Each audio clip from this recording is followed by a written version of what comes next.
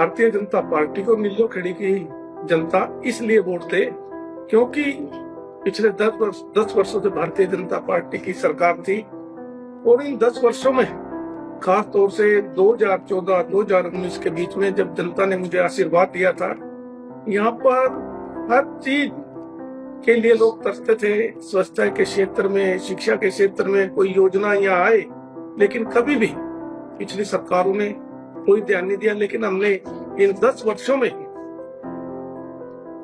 हमने नीलो खेड़ी में अपनी बेटियों के लिए 3 कॉलेज खिलवाए, रावड़ी में, बस्तली में, निगदू में, अंजनथली में, और साथ ही बागवानी विश्वविद्यालय तो हिंदुस्तान की तीसरी बहुत बड़ी हॉर्टिकल्चर यूनिवर्सिटी बनी।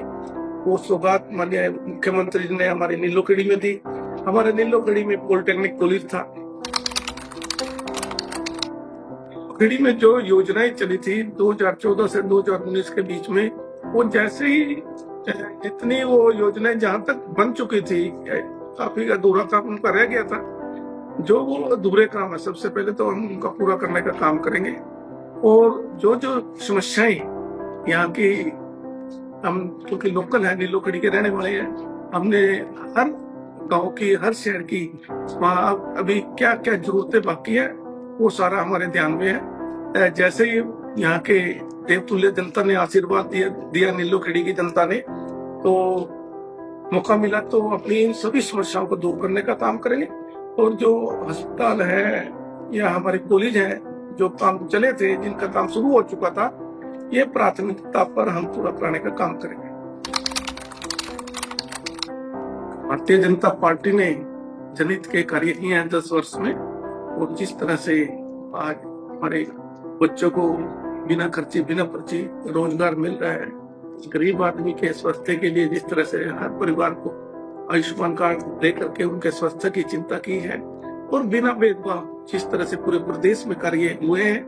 और आज जहाँ जहाँ भी हम चाहे अपने क्षेत्र की बात करो, जिस भी गांव में जाते हैं, जनता का पूरा आशीर्वाद मिल रहा है। ऐसे पूरे प्रदेश में और 56 दिन का जो समय मिला है नायब सैनी जी ने, तो उन्होंने बहुत से ऐसे कार्य किए हैं कि जनता का मन बन चुका है। एक बार फिर माननीय नायब सैनी के नेतृत्व में तीसरी बार हम प्रदेश में बनाएंगे। तो इसके लिए जनता का आशीर्वाद और जनता का सहयोग भरपूर माननीय नायब सैनी जी को मिलना है। देखो, किसानों के लिए समय समय पर सरकार हर तरह के प्रयास कर रही है। जैसे अभी घोषणा हुई थी पहले कि हरियाणा सरकार जितनी फसलें हैं हरियाणा में, उन सबको MSP पर खरीदने का काम करेगी, और कैबिनेट में पास करा के ये कार्य भी शुरू कर दिया है।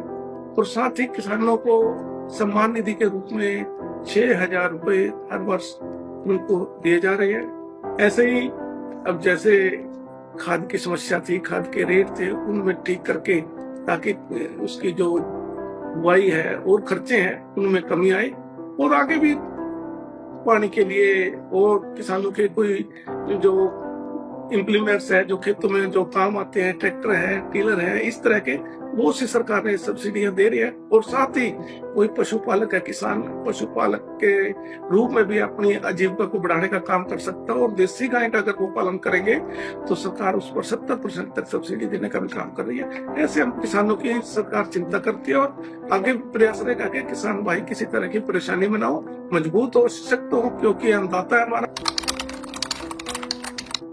इस अवसर पर आपका प्यार और आशीर्वाद मुझे मिलेगा तो एक ताकत, एक हौसला मुझे मिलेगी। चाहता हूं कि हमारे भगवान दास कबीरपंथी जी ही MLA बने, क्योंकि उन्होंने 5 सालों में बहुत सारे काम किए हैं, बिना MLA बने। तो हम चाहते हैं कि वही विजेता बने।